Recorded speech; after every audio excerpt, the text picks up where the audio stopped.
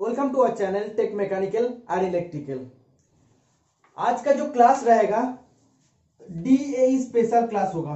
Department of atomic energy का जो अंदर आता है, जैसे एनपीसीआईएल, एनएफसी, बार्क और एचडब्ल्यूबी हेवी वाटर बोर्ड। तो ये चारों एग्जाम हम लोगों का सामने है। एनपीसीएल का 17 तारीख को एग्जाम है। एनएफसी का भी एग्जाम बहुत जल्दी आ जाएगा। बार्क का भी 2 वैकेंसी रिक्रूटमेंट आया है और एचडब्ल्यूबी का भी इसका एग्जाम डेट आने वाला है। तो इसके लिए जो फास्ट स्टेज होता है, फास्ट स्टेज के लिए साइंस, मैथ और जीके पढ़ना जरूरी होता है। तो मैथ का क्लास मैं ऑलरेडी स्टार्ट कर दिया। आज मैं क्लास लूंगा साइंस का क्लास, ठीक है। तो इसका फास्ट स्टेज में क्या क्या साइंस से क्वेश्चन आता है वही मैं डिस्कस करूंगा। तो मेरा पास है एनपीसीआईएल का प्रीवियस ईयर पेपर, जो रावत बटा का पेपर है, स्टाइपेंडरी ट्रेनिंग का पेपर है, ठीक है। तो टोटल 20 क्वेश्चन आज डिस्कस करूंगा। पेपर में टोटल 20 क्वेश्चन है, क्योंकि आप लोग जानते हैं 20 साइंस रहेगा, 20 रहेगा मैथ और 10 रहेगा जीके। तो जीके का भी क्लास मैं लूंगा और मैथ का क्लास मैं ऑलरेडी स्टार्ट कर दिया हूं, और आज लूंगा मैं साइंस का क्लास, ठीक है। तो टोटल 3 सीरीज चलेगा। तो मेरा चैनल में एक प्लेलिस्ट अवेलेबल होगा, डीएई, एक प्रिलिमिनरी एग्जाम स्पेशल, ठीक है। इसमें टोटल रहेगा एनपीसीएल 4 जो बोला है, तो चारों एग्जाम के लिए एलिजिबल होगा। तो हम लोग को फास्ट स्टेज क्वालिफाई करना जरूरी होता है, इसीलिए फास्ट स्टेज का प्रिपरेशन में करवा दूंगा, क्योंकि ज्यादातर स्टूडेंट का प्रॉब्लम आता है नॉन टेक्निकल में, फास्ट स्टेज में। तो फास्ट स्टेज का मैं क्लास ऐसे ही सीरीज चलाते रहूंगा, ठीक है। तो जो प्रीवियस ईयर पेपर है, 2-3 पेपर है, इसका बाद जब खत्म हो जाएगा, इसका रिलेटेड क्वेश्चन क्या क्या आ सकता है एनपीसीएल में और बार्क में, एनएफसी में, तो सब कुछ मैं बता दूंगा। आप लोग जानते हैं मैं भी बार्क एग्जाम क्वालिफाई किया था 2019 में, तो उसमें भी कैसा कैसा क्वेश्चन आया था, उसका भी पेपर एक अलग से मैं लाऊंगा, प्रीवियस ईयर पेपर। क्योंकि बार्क का कोई भी प्रीवियस ईयर पेपर अवेलेबल नहीं होता, एनपीसीएल का अवेलेबल होता है, एनएफसी का भी नहीं होता, ठीक है। तो इसका बाद और एक वीडियो भी मैं लाऊंगा, how to crack BARC, BARC exam कैसे क्रैक करना है और इसके लिए क्या क्या बुक फॉलो करना चाहिए, क्या क्या ट्रिक्स आप लोग को याद रखना चाहिए, ठीक है। तो बिना किसी लेट करके आज का क्लास में स्टार्ट करता हूं। तो आप देख सकते हैं जो पेपर है, तो 21 से स्टार्ट हो रहा है। तो क्वेश्चन आप लोगों का स्क्रीन का नीचे ऐसे दिखा देगा, ठीक है। तो आप लोग क्वेश्चन देख सकते हैं। तो मैं जस्ट आप लोग को रीड करके बता रहा हूं। तो ये ऑफिशियल पेपर है, आप लोग देख सकते हैं।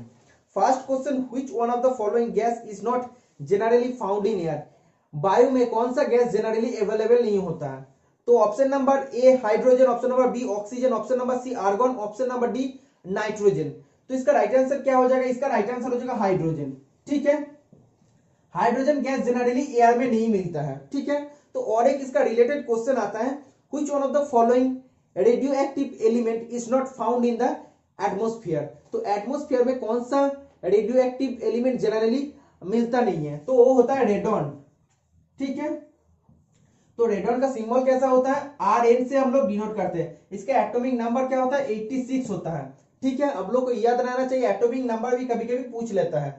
तो कभी कभी ऐसा भी पूछ सकते हैं कि एटॉमिक नंबर मतलब क्या है, atomic number is equal to क्या है।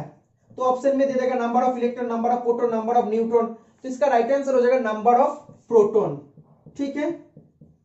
तो इसका राइट आंसर हो जाएगा number of proton. Second question, identify the fundamental parameter in physics. Physics का फंडामेंटल पैरामीटर, मौलिक पैरामीटर क्या होता है।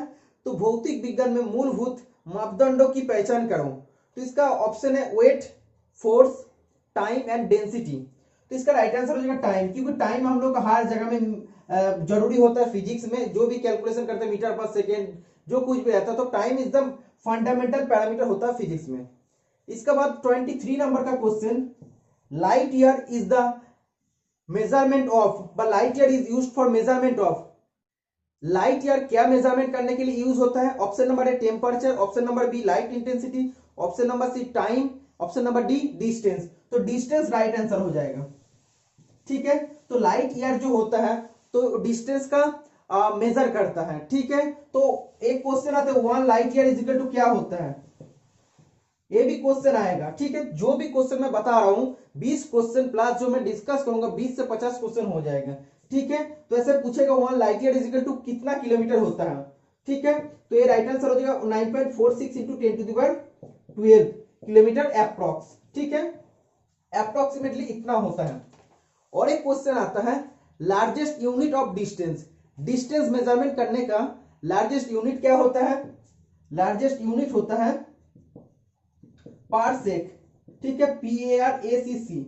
तो 1 पारसेक इज इक्वल टू कितना होता है, जब ये सबसे बड़ा है मतलब क्या है, लाइट ईयर से भी डिस्टेंस मतलब ये बड़ा होगा, तो ये क्या हो जाएगा 3.26 लाइट ईयर हो जाएगा, ठीक है। तो ये आप लोगों को समझना चाहिए, एक light year is equal to होता है इतना किलोमीटर, इतना ज्यादा किलोमीटर होता है 9.46 इंटू 10⁻12 किलोमीटर। और 1 पारसेक मतलब पारसेक सबसे बड़ा यूनिट होता है 3.26 लाइट ईयर होता है, ठीक है। तो ये याद रहना चाहिए। Next question, chemical formula of common salt, common salt का केमिकल फॉर्मूला क्या होता है, तो इसका केमिकल फॉर्मूला होता है Na+Cl-। तो NaCl हम लोग बोल सकते हैं, जिसको टेबल सॉल्ट बोलता है, ठीक है, टेबल सॉल्ट। तो इसमें क्या होता है, एक आयोनिक कंपाउंड होता है Na+ आप देख सकते हैं और Cl-, ठीक है। तो ये होता है कैटायन, ये होता है कैटायन और ये होता है एनायन, ठीक है। जिसमें माइनस रहेगा वो होगा एनायन, ठीक है, और जिसमें प्लस होगा वो कैटायन होगा। और इसका बाद जो एक क्वेश्चन है इसका ऑप्शन में है NaOH, NaOH को क्या बोलते हैं, NaOH को बोलते हैं कॉस्टिक सोडा, ठीक है, सोडियम हाइड्रोक्साइड जिसको बोलता है, सोडियम हाइड्रोक्साइड, ठीक है, जिसका दूसरा नाम होता है कॉस्टिक सोडा। ये भी क्वेश्चन एग्जाम में पूछ सकता है। तो चारों जो एग्जाम बोल दिया ना, NPCL, भाभा, NFC और हेवी वाटर बोर्ड, चारों एग्जाम में जो पहला स्टेज में एग्जाम होगा इनमें से क्वेश्चन जरूर कॉमन आएगा आप लोगों को। तो क्लास को आप लोग रेगुलर फॉलो करते रहना, मैं क्लास ऐसे ही कंटिन्यू करूंगा, ठीक है। तो एक चीज आप लोग को जानना चाहिए, तो 25 नंबर का question, which of the latter does not undergo lateral inversion in plane mirror, जो प्लेन मिरर होता है, ठीक है, एक प्लेन मिरर अगर सोच लो तो उसमें क्या है, कौन सा बोला है, समतल दर्पण में कौन सा अक्षर का पार्श्व परिवर्तन नहीं होता है, ठीक है, मतलब लेटरल इन्वर्सन नहीं होता। जैसे अगर हम लोग F को लिखेंगे तो इसमें अगर मिरर रख देंगे तो क्या आ जाएगा, इस टाइप का आ जाएगा, उल्टा हो जाएगा, ठीक है, पार्श्व परिवर्तन ऐसे होता है। लेकिन अगर हम लोग इसको M को अगर रखेंगे तो इसमें क्या होगा, इसमें तो ऐसे ही आएगा ना। तो जब पार्श्व परिवर्तन होगा लेटरल इन्वर्सन होने के बाद ऐसे ही आएगा। तो ऑप्शन में क्या है, H है, तो H भी तो सेम है, जब पार्श्व परिवर्तन करेगा तो H ही तो रहेगा ना। जैसे I होगा, I भी सेम रहेगा, W होगा, W भी सेम रहेगा, N जो होगा N भी सेम रहेगा, ठीक है। लेकिन G का अगर बात करेंगे तो G ऐसा नहीं होगा, G उल्टा हो जाएगा, ठीक है। इसका बात बोला normally dash gas is use to extinguish fire, तो जनरली कौन सा गैस हम लोग फायर को, आग को बुझाने के लिए हम लोग यूज करते हैं। तो हम लोग जानते हैं, हम लोग टेक्निकल का स्टूडेंट है, हर टेक्निकल का स्टूडेंट को ये मालूम होना चाहिए कौन सा गैस यूज होता है आग को बुझाने के लिए। तो ऑप्शन में है, देख सकते हैं, CO2, O2, N2, H2, oxygen, nitrogen, hydrogen, carbon dioxide, ठीक है। तो इसका राइट आंसर क्या हो जाएगा, राइट आंसर हो जाएगा कार्बन डाइऑक्साइड, ठीक है। तो कार्बन डाइऑक्साइड जब यूज होता है तो कार्बन डाइऑक्साइड कौन सा आग के लिए यूज होता है, कौन सा क्लास ऑफ फायर के लिए यूज होता है, क्लास D फायर के लिए। तो फायर के बारे में मैं थोड़ा एक्सप्लेन कर दूंगा आप लोगों को, तो डिटेल्स में अगर आप लोगों को कुछ पूछेगा इसका रिलेटेड है तो वो भी कॉमन आ जाएगा, ठीक है। तो सबसे पहले जो होता है class of fire, class of fire, ठीक है, और इसमें कौन सा मेटेरियल रहता है, और एक्सटिंग्विशर क्या यूज होता है, ठीक है। तो ये चार्ट को आप लोग पूरा याद रखना, कोई इधर से कोई भी एक क्वेश्चन पूछ सकता है एग्जाम में, ठीक है। तो पहला होता है क्लास ए फायर, क्लास ए फायर में क्या होता है, जैसे मेटेरियल क्या क्या होता है, वुड, कोल, पेपर, क्लॉथ्स, मतलब लकड़ी, कोल, कोयला से, पेपर, क्लॉथ से, कपड़ा से आग लगेगा, जो जो आग लगता है उसको बोलते हैं क्लास ए फायर। तो इसको बुझाने के लिए हम लोग कौन सा फायर एक्सटिंग्विशर यूज करते हैं, तो हम लोग यूज करते हैं वाटर, ठीक है। जैसे वुड से, लकड़ी से अगर आग लग जाएगा, कोल से आग लगेगा तो हम लोग वाटर ही यूज कर सकते हैं, ठीक है। तो और एक एक्सटिंग्विशर यूज होता है सोडा एसिड एक्सटिंग्विशर, ठीक है। तो ज्यादातर स्टूडेंट के इसके बारे में मालूम नहीं है, लेकिन सोडा एसिड एक्सटिंग्विशर भी यूज होता है क्लास ए फायर को बुझाने के लिए। इसके बाद 2 नंबर का क्लास बी फायर, ठीक है। तो इसमें क्या क्या आता है, लिक्विड जो भी होता है, ठीक है, जैसे गैसोलीन, पेट्रोल, डीजल, ठीक है। तो इधर से आग लगेगा तो उसको बोलता है, वो आता है क्लास बी फायर के अंदर। तो इसको बुझाने के लिए हम लोग कौन सा एक्सटिंग्विशर यूज करते हैं, फोम एक्सटिंग्विशर यूज करते हैं, ठीक है। तो एक क्वेश्चन आता है, तो क्लास बी फायर में वाटर यूज करना चाहिए कि नहीं, तो क्लास बी फायर में वाटर हम लोग यूज नहीं कर सकते, ठीक है। मतलब जो लिक्विड से आग लगता है ना, जो भी फ्लेमेबल लिक्विड होता है, गैसोलीन, पेट्रोल, डीजल होता है, तो इसमें से अगर आग लगेगा तो हम लोग को वाटर यूज नहीं करना चाहिए आग को बुझाने के लिए, ओके। इसका बाद जो आता है 3 नंबर का क्लास सी फायर, ठीक है। तो इसमें जो गैस होता है, जो गैस से आग लगता है उसको, वो आता है क्लास सी फायर के अंदर। तो क्या क्या होता है, हम लोग इसके लिए कौन सा एक्सटिंग्विशर यूज करते हैं, ड्राई पाउडर यूज करते हैं, ठीक है। हम लोग ड्राई पाउडर यूज करते हैं, आप लोग को याद रहना चाहिए। और 4th नंबर का आता है क्लास डी फायर, ठीक है। तो क्लास डी फायर क्या होता है, इलेक्ट्रिसिटी से शॉर्ट सर्किट या कोई भी फॉल्ट होता है इलेक्ट्रिकल अप्लायंस में, तो उधर से अगर जो आग लगता है वो आता है क्लास डी फायर के अंदर, ओके। तो इसको बुझाने के लिए हम लोग क्या क्या यूज करते हैं, CO2 होता है मेन, उसका बाद होता है हैलोन एक्सटिंग्विशर, ठीक है, हैलोन एक्सटिंग्विशर, CTC, ओके। तो ये याद रहना चाहिए। और जो आता है मेन इंपॉर्टेंट क्वेश्चन, हाँ, इलेक्ट्रिसिटी फायर में कभी भी वाटर और फोम यूज नहीं करना चाहिए, आप लोग को याद रहना चाहिए। इलेक्ट्रिसिटी कभी भी, जो इलेक्ट्रिसिटी से जो आग लगता है उसमें कभी भी वाटर और फोम एक्सटिंग्विशर का यूज नहीं करना चाहिए, ठीक है।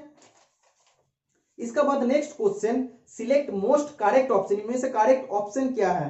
एट हाई ऑल्टीट्यूड, मतलब ज्यादा उच्चता में the boiling point of water decreases because they are atmospheric pressure क्या होता है, मतलब काली जो मैं क्लास लिया था आईओसीएल का क्लास में मैं बोल दिया था कि जो माउंटेन के ऊपर अगर हम लोग को कोई भी चीज को बॉइलिंग करने जाएंगे तो क्या हो जाएगा, उसका बॉइलिंग पॉइंट कम हो जाएगा। अगर हम लोग जहां पे खड़ा है अर्थ में, अगर हम लोग कुछ बॉइलिंग करने जा रहे हैं तो वाटर को अगर बॉइल करेंगे तो 100 डिग्री सेंटीग्रेड लगता है। तो इसको अगर हम लोग माउंटेन के ऊपर लेके जाएंगे तो वाटर कितना डिग्री सेंटीग्रेड में बॉयल हो जाएगा, 80 डिग्री सेंटीग्रेड में बॉयल हो जाएगा, मतलब बॉइलिंग पॉइंट कम हो जाता है। तो कैसे कम होता है, जब एटमॉस्फेरिक प्रेशर कम होगा, मतलब हाइट जब भी हम लोग पृथ्वी से ऊपर मतलब जाएंगे तो इसका मतलब जो एटमॉस्फेरिक प्रेशर रहता है धीरे धीरे कम होते रहता है। तो एटमॉस्फेरिक प्रेशर जितना घटेगा बॉइलिंग पॉइंट भी उतना घटते जाएगा, ठीक है।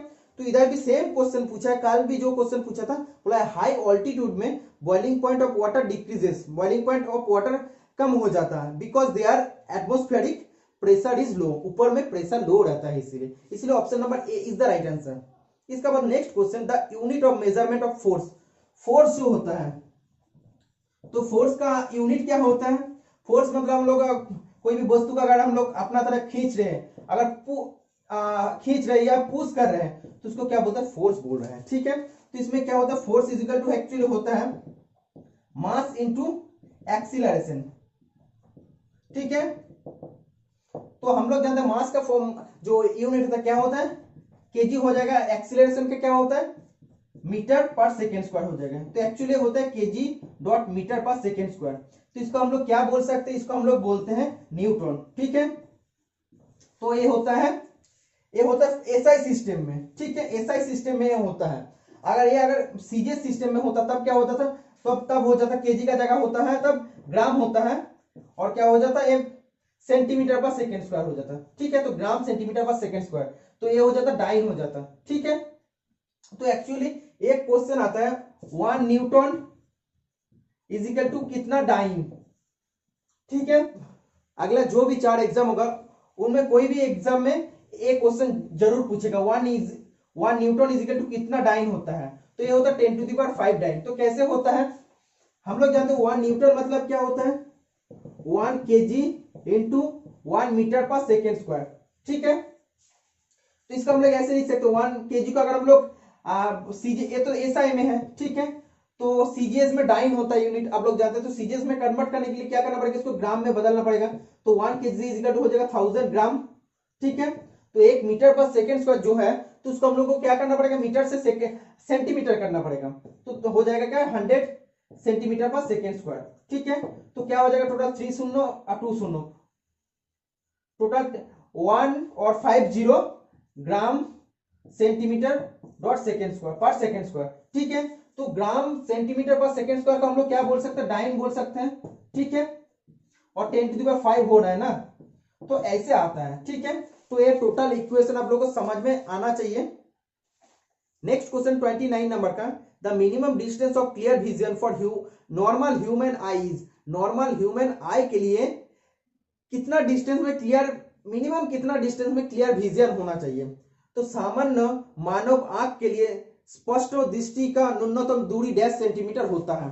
तो कितना सेंटीमीटर होता है, 25 सेंटीमीटर होता है। 25 सेंटीमीटर तक आप लोग को नॉर्मली, मतलब नॉर्मल आई में आप लोग को देखना चाहिए।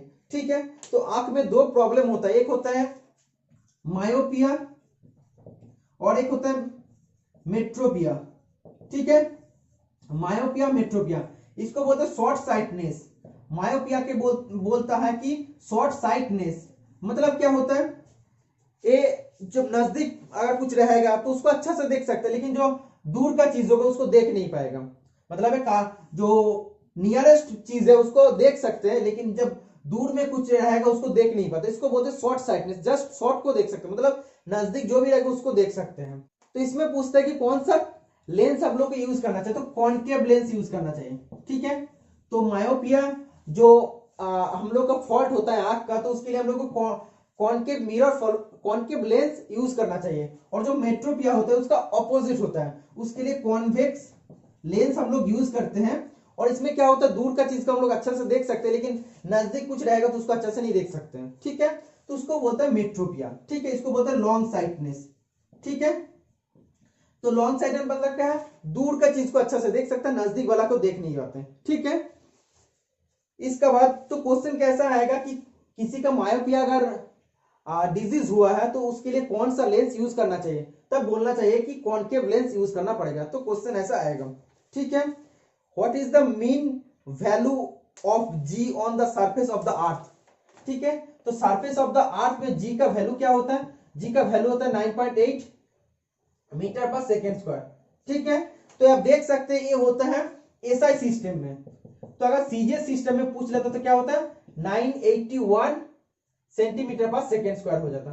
ठीक है, दोनों चीज आप लोग को याद रहना चाहिए। एसआई सिस्टम में होगा 9.8 या 9.81 मीटर पर सेकेंड स्क्वायर, और सीजीएस सिस्टम में होगा 981 सेंटीमीटर पर सेकेंड स्क्वायर। ठीक है, इसका बाद next question, from sun the light reaches to the earth in dash minute. जो अब देख सकते इसमें क्या बोला है, जो सूर्य रहता है, सूर्य से अर्थ में उसका लाइट पहुंचने में कितना टाइम लगता है, तो इधर ऑप्शन में दिया है 8 मिनट लगता है। ठीक है, तो सूर्य से जो लाइट आता है तो वो अर्थ में मतलब पृथ्वी में पहुंचने में 8 मिनट टाइम लगता है। तो इसका एग्जैक्ट आंसर हो जाएगा 8 मिनट 20 सेकेंड लगता है। ठीक है, ये भी आप लोगों को जानना चाहिए। अगर 8 minute 30 second 20 second 8 minute 40 second दे देगा तो तब क्या हो जाएगा, 8 minute 20 second is the right answer हो जाएगा। ओके, नेक्स्ट क्वेश्चन 32 नंबर का, as compared to electron, electron का तुलना से proton is about dash times heavier. Proton कितना गुण भारी होता है, तो इलेक्ट्रॉन का तुलना से कितना गुण भारी होता है, 1835 गुण भारी होता है, लेकिन ऑप्शन में है 1836। तो इसका अप्रोक्स यही होता है, इसलिए 1836 इज द राइट आंसर हो जाएगा। तो इसका एक्चुअल आंसर होता है 1835। ठीक है, तो एक चीज आप लोग को याद रहना चाहिए, प्रोटॉन, न्यूट्रॉन एंड इलेक्ट्रॉन। ठीक है, पीएनई। तो इसका मास क्या होता है ये पूछेगा। चारों जो एग्जाम होगा ना, NFC, NPCL, BARC and heavy water board, तो कोई भी 4 एग्जाम में से एक जगह में तो एक क्वेश्चन पूछेगा जरूर, मास और इसका चार्ज क्या होता है। ठीक है, तो हम लोग जानते हैं प्रोटॉन का चार्ज क्या होता है, प्लस 1.602 इंटू 10⁻⁻19 होता है। ठीक है, +1, तो कभी कभी +1 भी दिया रहता है। ठीक है, तो बाकी नहीं दिया रहता है, तो बोलता है कि प्रोटॉन का चार्ज +1 है, ऐसे भी दिया रहता है। न्यूट्रॉन होता है न्यूट्रल, 0 हो जाएगा। ठीक है, न्यूट्रल होता है। और इलेक्ट्रॉन का क्या हो जाएगा, सेम इधर तक सेम होगा, लेकिन -1.602 इंटू 10⁻⁻19। ठीक है, तो कभी कभी दिया रहता है -1। तो ए होता है सिर्फ माइनस और प्लस में चेंज हो जाएगा। प्रोटॉन होता है पॉजिटिव, इलेक्ट्रॉन होता है नेगेटिव, ठीक है, और ये होता है न्यूट्रल। तो इसका मास कितना होता है आप लोग को जानना चाहिए। इसका मास होता है 1.67 इंटू 10⁻⁻27, ठीक है। प्रोटॉन और न्यूट्रॉन का मास सेम होता है 1.67 इंटू 10⁻⁻27, ओके। इसका बाद बोलेगा जब इलेक्ट्रॉन का मास कितना होता है 9.11 इंटू 10⁻31, ठीक है। तो ये आप लोग को याद रहना चाहिए, इलेक्ट्रॉन का जो मास होता है 9.11 या 9.11 इंटू 10⁻31, ठीक है। तो ये आप लोग को याद रहना चाहिए, बहुत ही इंपॉर्टेंट क्वेश्चन है ये। जो चार्ट है, चार्ट में से एक क्वेश्चन तो जरूर पूछेगा, ठीक है। इसका बाद next question, loudness of sound varies directly with vibrating bodies. जो लाउडनेस होता है, कल मैं बोला आप लोगों को एक क्वेश्चन डिस्कस कर दिया, तो कल का जो पेपर था आईओसीएल का, उधर से 2 क्वेश्चन आज रिपीट हो रहा है। मतलब अगर आप लोग डेली क्लास को फॉलो करेंगे तो आप लोग को साइंस का प्रिपरेशन हो जाएगा, मैथ का प्रिपरेशन हो जाएगा। जितना ज्यादा सॉल्यूशन मतलब डिटेल्स में सॉल्यूशन होता है उतना ज्यादा मैं प्रोवाइड करूंगा, ठीक है।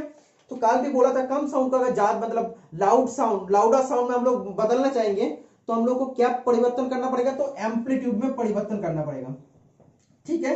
एम्पलीट्यूड इंक्रीज करना पड़ेगा। तो इधर भी बोला है loudness of sound varies directly with the vibrating bodies. जो लाउडनेस किसका ऊपर डिपेंड करता है, एम्पलीट्यूड के ऊपर डिपेंड करता है। इसीलिए option number A is the right. Amplitude ज्यादा होगा तो जो लाउडनेस होगा वो भी ज्यादा होगा, ओके।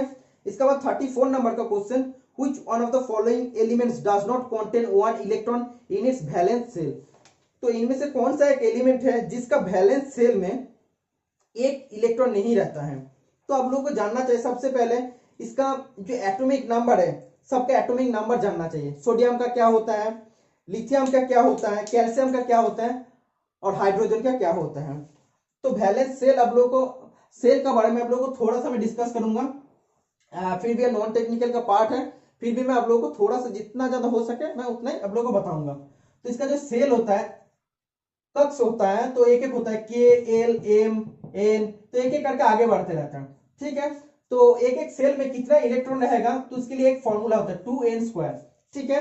तो k का वैल्यू हम लोग 1 2, इसका बाद जो भी होगा 2 3 4, तो ऐसे बढ़ता रहेगा, जो भी बढ़ेगा सेल उसके लिए 5 ऐसे होता रहेगा, ठीक है। तो k सेल में कितना होना चाहिए आप देख सकते हैं। k का मतलब क्या है, जो k मतलब होता है n = 1, और l मतलब क्या है, l में होता है n = 2, ठीक है। तो इसमें जो अगर हम लोग पूछेंगे कि k में कितना इलेक्ट्रॉन रह सकता है, तो n = क्या है 1 2 1² मतलब क्या है 2 × 1, तो 2 रहेगा। k सेल में 2 इलेक्ट्रॉन रहेगा। l में कितना रहेगा 2n² मतलब n का वैल्यू 2 है, तो 2 × 2² मतलब क्या है 2 × 4 8 होगा, ठीक है। ऐसे बात रहेगा। उसका बाद 3² मतलब कितना होगा 9 × 2 तो 18 होगा। m सेल में 18 होगा, तो ऐसे बढ़ता रहेगा। तो सेल कैसा होता है, ऐसे सेल होता है, ठीक है। तो ये जो अंदर वाला पार्ट है इसको बोलते हैं न्यूक्लियस, ठीक है। इसमें क्या क्या रहता है, प्रोटॉन रहता है और न्यूट्रॉन रहता है। तो न्यूक्लियस में रहता है प्रोटॉन और न्यूट्रॉन। तो इधर जो एक एक सेल रहता है इसमें क्या रहता है, इलेक्ट्रॉन रहता है। तो पहला सेल में कितना रहेगा, के सेल में कितना रहेगा, हम पहले बता दिया कि 2 रहेगा। उसका बाद कितना रहेगा 8, उसका बाद 18। तो कैसे रहता है, ऐसे ऐसे रहता है, एक इलेक्ट्रॉन 1 2 3 4 5 6 7 8, तो ऐसे ऐसे ऐसे करके इलेक्ट्रॉन रहता है, ठीक है। तो ये आप लोग को याद रहना चाहिए। तो इसका बाद बोला है, क्वेश्चन में क्या बोला है आप देख सकते हैं। तो क्वेश्चन में बोला है वैलेंस सेल में एक इलेक्ट्रॉन होना चाहिए। तो वैलेंस सेल मतलब क्या है, जो लास्ट वाला सेल होता है ना उसको बोलते हैं वैलेंस सेल, ठीक है। तो वैलेंस सेल में कितना इलेक्ट्रॉन रहेगा, मतलब जो लास्ट वाला सेल अगर पूरा नहीं होगा तो उसको बोलते हैं वैलेंस सेल, ठीक है। अगर हम लोग सोडियम का बात करेंगे तो सोडियम का जो एटॉमिक नंबर होता है वो होता है 11 होता है, ठीक है। तो पहला में कितना रहेगा 2 करके जो रहना चाहिए 2 है, उसका बाद 8 है, मतलब 2 और 8 कितना हो गया 10 हो गया। तो लास्ट सेल में कितना है 1 इलेक्ट्रॉन है। तो इसमें तो और अभी भी कितना होना चाहिए था 17 होना चाहिए था, ठीक है, लेकिन 1 ही है। तो लास्ट सेल को बोलता है, ये जो इनकम्प्लीट सेल इसको बोलते हैं वैलेंस सेल। तो वैलेंस इलेक्ट्रॉन कितना होगा, 1 ही इलेक्ट्रॉन होगा वैलेंस इलेक्ट्रॉन, मतलब लास्ट सेल में 1 ही इलेक्ट्रॉन है। तो इधर क्वेश्चन में भी सेम पूछा है कि वैलेंस सेल में किसका 1 इलेक्ट्रॉन नहीं है। तो सोडियम का तो 1 इलेक्ट्रॉन रह गया लास्ट सेल में। तो सबसे पहले आप लोग को याद रहना चाहिए, जो वैलेंस इलेक्ट्रॉन वगैरह पूछ रहे हैं कि वैलेंस सेल में 1 इलेक्ट्रॉन किसका नहीं है, तो ये जानने के लिए सबसे पहले आप लोग को एटॉमिक नंबर याद करना पड़ेगा। एटलीस्ट 30 तक आप लोग को याद रखना चाहिए, ठीक है। जैसे होता है hydrogen, helium, lithium, beryllium, boron, carbon, nitrogen, oxygen, fluorine, neon, sodium, magnesium, aluminium, silicon, phosphorus, sulphur, उसका बाद क्लोरीन, आर्गोन एंड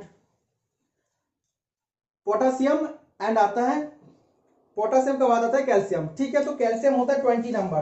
तो आप देख सकते हैं 20 नंबर का जो ऑप्शन है, तो 20 number option is the right answer. इसका जो एटॉमिक नंबर होता है तो 20 होता है। तो हम लोग जानते हैं जो के एल एम एन, इसमें क्या क्या होना चाहिए, 2 8 18 और इस लास्ट में कितना होना चाहिए 2 n स्क्वायर, मतलब 4 स्क्वायर मतलब 16, 32 होना चाहिए, ठीक है। तो इसमें तो आप देख सकते हैं पहला सेल में कितना रहेगा 2 रहेगा, पहला सेल जो के है उसमें 2 रहेगा, उसमें 8 रहेगा, तो 10 हो गया। इसका बाद कितना रहेगा और 10 इलेक्ट्रॉन रहता है। तो इसमें क्या होना चाहिए था एक्चुअली, इसमें 18 होना चाहिए था, ठीक है, लेकिन इसमें 10 है। तो 10 मतलब बहुत ज्यादा है, तो इसमें बोला था जस्ट एक ही इलेक्ट्रॉन रहेगा वैलेंस सेल में। तो इसका जो ऐसे बनेगा, आप देख सकते हैं मॉडल, तो इस न्यूक्लियस होगा तो पहले 2 रहेगा, इसका बाद कितना रहेगा 8 रहेगा, इसका बाद कितना रहेगा 2 और 8 कितना का 10 हो गया। तो लास्ट जो थर्ड सेल में 18 होना चाहिए, लेकिन इधर और कितना बचेगा 10 बचेगा, 8 9 10, ठीक है। तो ऐसे हो जाएगा, मतलब लास्ट सेल में 10 हो रहा है, लेकिन इधर बोल रहा है कि लास्ट सेल में किसका एक नहीं है, तो मतलब इसका एक नहीं है, एक से ज्यादा है। और बाकी का अगर हम लोग चेक करेंगे लिथियम, लिथियम का एटॉमिक नंबर कितना होता है, हाइड्रोजन, हीलियम एंड लिथियम 3 होता है। तो इसका अगर हम लोग ऐसे डायग्राम करेंगे तो ये हो जाएगा 2 और इसका बाद कितना हो जाएगा 1 हो जाएगा। तो के सेल में रहेगा 2 और लास्ट सेल में कितना रहेगा 1 ही रहेगा, इसमें भी 1 हो रहा है। और जो लास्ट वाला है हाइड्रोजन, तो हाइड्रोजन का तो 1 ही होगा ना लास्ट में। तो इसका जो कैल्शियम जो होता है, कैल्शियम का लास्ट सेल में 10 रहेगा, इसीलिए इसका राइट आंसर हो जाएगा कैल्शियम। तो आप लोग को एटॉमिक नंबर याद करना चाहिए। जैसे कभी कभी पूछ लेता है कि लीड का एटॉमिक नंबर कितना होता है, 82 होता है, ऐसे पूछ सकता है, तो आप लोग को याद रहना चाहिए। इसका बाद नेक्स्ट क्वेश्चन 35 नंबर का, the volume of 1 mole of gas at normal temperature and pressure. Normal temperature and pressure में कोई भी 1 मोल गैस का वॉल्यूम कितना होता है, तो होता है 22.4 लीटर होता है, ठीक है। आप लोग को याद रहना चाहिए 22.4 litre is the right answer हो जाएगा। इसका बाद जो नेक्स्ट क्वेश्चन है, नेक्स्ट क्वेश्चन 36 नंबर का बोला है valency of element helium is, helium का वैलेंसी कितना होता है। तो हम लोग जानते हैं इसका जो होता है एटॉमिक नंबर कितना होता है 2 होता है, ठीक है। तो इसका अगर हम लोग ड्राइंग करेंगे तो क्या हो जाएगा, न्यूक्लियस हो जाएगा तो 2 रहेगा, ठीक है। तो वैलेंस सेल में तो कुछ नहीं रहेगा, 0 ही रहेगा ना, मतलब ये तो सेल पूरा हो गया। लास्ट सेल में कितना रहेगा, कुछ नहीं रहेगा, तो वैलेंस सेल में कितना हो जाएगा 0 इज द राइट आंसर हो जाएगा, वैलेंसी 0 हो जाएगा, ठीक है। इसका बाद बोला है device which converts electrical energy into mechanical energy is called. कौन सा एक डिवाइस होता है जो इलेक्ट्रिकल एनर्जी को मैकेनिकल एनर्जी में चेंज करता है। जैसे हम लोग अगर देखते हैं इलेक्ट्रिक मोटर में होता है, तो इलेक्ट्रिक सप्लाई की मदद से क्या करता है, वो मैकेनिकल एनर्जी में चेंज होके जो जैसे हम लोग जानते हैं सबमर्सिबल के थ्रू हम लोग पानी उठा सकते हैं, ठीक है।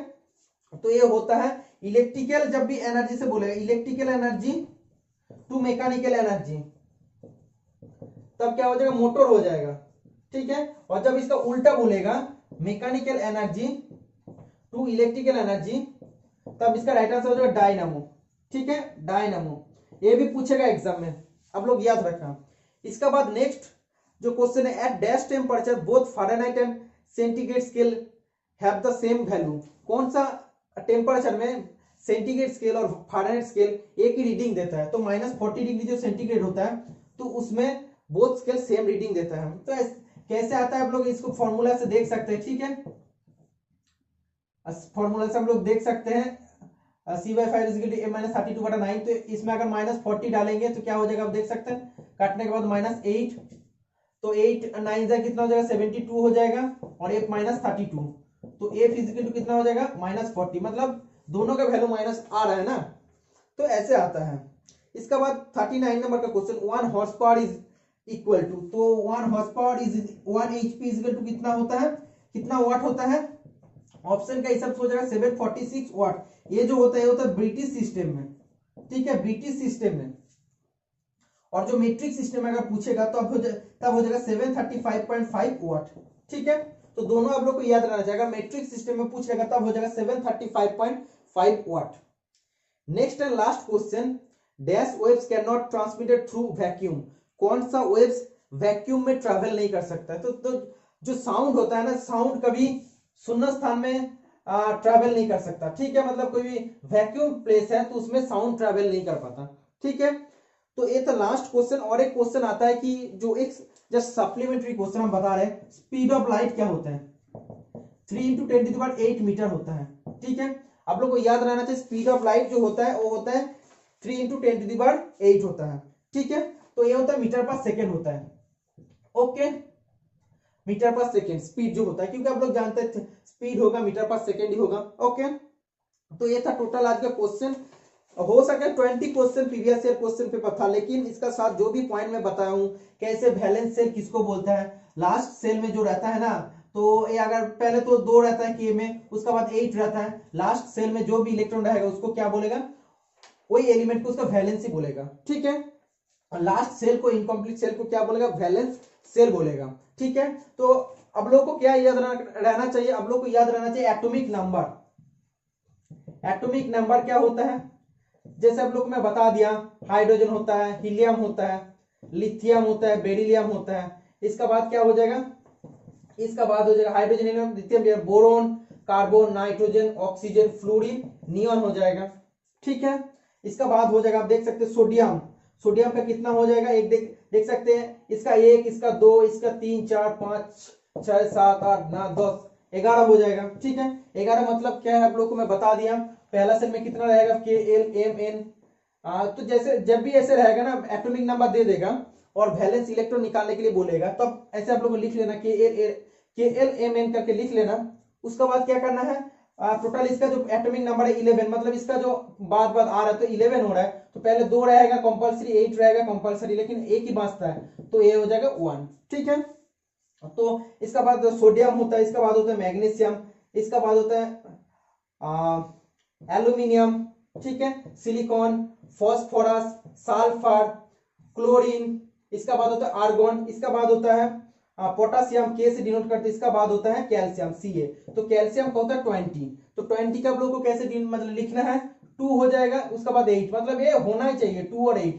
ठीक है, अगर नहीं होगा तो वैलेंस सेल हो जाएगा और वैलेंस इलेक्ट्रॉन भी हो जाएगा। ठीक है, 2, 8 हो जाएगा, 10 हो गया, 10 बचेगा, तो लास्ट में कितना रहेगा, 10 रहेगा। ठीक है, तो ऐसे करके आप लोग को निकालना पड़ेगा। अगर बोलेगा सिलिकॉन का कितना होगा कि एल्यूमिनियम का कितना होगा वैलेंस इलेक्ट्रॉन, एल्यूमिनियम का जो एटॉमिक नंबर होता है 13, तो मेन चीज है एटॉमिक नंबर। तो आप लोग को KLMN लिखना पड़ेगा। तो पहले 2 रहेगा, उसका बाद 8 रहेगा, तो 10 हो गया, और कितना बचता है 3, तो लास्ट में कितना रहेगा 3, तो वैलेंस इलेक्ट्रॉन हो जाएगा 3। ठीक है, तो लास्ट सेल में वैलेंस इलेक्ट्रॉन हो जाएगा 3, वैलेंस हो जाएगा 3। तो ऐसे हम लोग को ये याद रहना चाहिए कि किसका कितना होता है। जैसे रेडॉन का होता है, Rn का कितना होता है 86 होता है, जैसे लेड का होता है Pb के कितना होता है 82 होता है। तो ये आप लोग को याद रहना चाहिए। तो ये था आज का क्लास, जितना ज्यादा हो सके मैं डिटेल्स में आप लोग को एक्सप्लेनेशन कर दिया हूँ। आने वाला जो भी क्लास होगा उसमें मैं इतना अच्छा सजेशन आप लोग को दूंगा। और एक पेपर है तो उसमें भी साइंस है, तो उसको पहले डिस्कस करूंगा, उसका बाद मेरा सजेशन आप लोग को देते रहूंगा। ठीक है, तो इसका सीरीज चलते रहेगा। एनपीसीएल के एग्जाम है, कोई बात नहीं, एनपीसीएल कोई भी स्टूडेंट अगर देने जा रहे तो वो सभी स्टूडेंट आज का वीडियो ये सीरीज देख के जा सकते हैं। इसका बाद जो भी एग्जाम आएगा, जैसे बार का आएगा एनपीसी और एनपीसीएल का बाकी यूनिट जहां जहां अप्लाई किए वो भी एग्जाम होने में बाकी है, हेवी वाटर बोर्ड, एनएफसी का एग्जाम आएगा, तब ये सीरीज चलते रहेगा। तो आप लोग को एग्जाम से पहले क्या करना है, ये सब देख लेना है। जो भी स्टूडेंट रेगुलर, जब भी मैं वीडियो अपलोड करूंगा, रात 12 बजे हो या कि रात 3 बजे, भोर 3 बजे, जो भी है, जब भी अपलोड करूंगा तब भी आप लोग को देखना पड़ेगा। तब क्या हो जाएगा, साइंस से आप लोग को धीरे धीरे स्ट्रॉन्ग होते जाओगे। तो एक एक पॉइंट है, तो एक एक पॉइंट से क्वेश्चन बनते हैं। जो भी बताया हूं ना, 50 से क्वेश्चन ज्यादा क्वेश्चन हो गया। और जो एटॉमिक नंबर वाला फैक्टर आप लोगों को मैं समझाया हूं, तो कभी कभी पूछता है कोई भी एटॉम का जो न्यूक्लियस होता है, न्यूक्लियस में क्या रहता है, प्रोटॉन और न्यूट्रॉन रहता है। ठीक है, तो इसका वैल्यू कितना है, चार्ज कितना है, सब मैं बता दिया हूं। तो क्लास आप सभी के लिए हेल्पफुल होना चाहिए। तो ऐसे ही आप लोग सीरीज को आगे बढ़ाते रहे और सपोर्ट करते रहना। आज के लिए मिलते हैं नेक्स्ट वीडियो में।